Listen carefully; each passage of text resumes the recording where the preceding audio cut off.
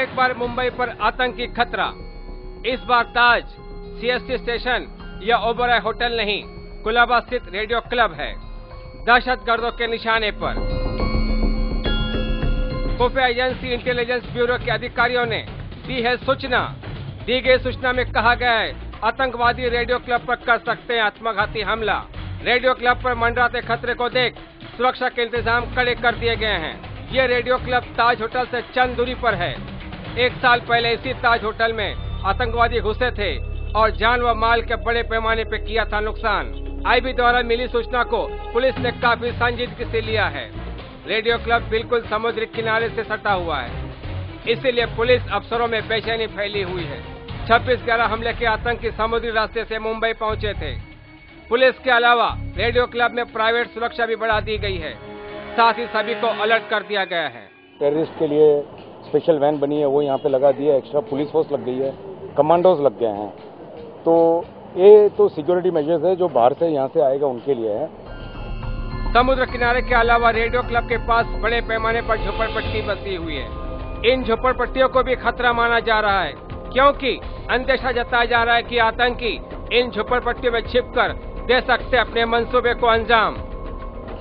कहीं पर आप देखेंगे कि इस शहर के अंदर 70 से 80% जो हमारी झोपड़पट्टियां हैं वो दरिया किनारे पे हैं और कॉन्स्टेंटली हम लोग न्यूज़ में पढ़ रहे हैं कि परसेप्शन ये है कि थ्रेट जो है दरिया के रास्ते से होगा अगर अटैक होता है तो इसमें हमारा ये मानना है, या मैं समझता हूँ कि स्लम्स के अंदर जो टेनेंट के रूप में रहते हैं, जो ऊपर के फ्लोर्स पे रहने आ जाते हैं, उनके बारे में डिटेल्स ना गवर्नमेंट के पास कुछ होती है और न जो घर मालिक है नीचे उसके पास कुछ होता है।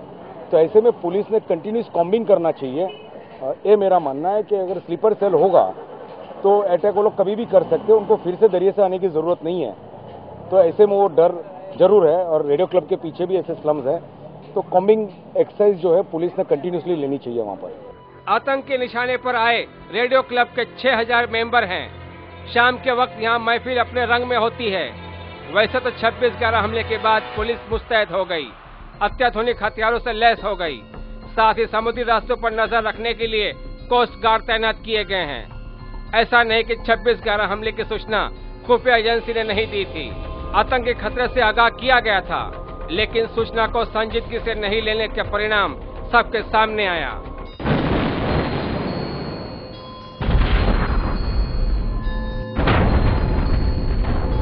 अब देखना है आतंकवादियों के नापाक मंसूबों को किस तरह नाकाम कर दिया जाता है।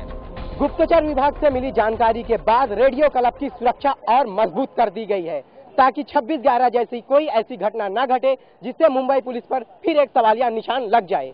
कैमरा पर्सन मदन के साथ शाहिद अंसारी, लेमन टीवी, मुंबई।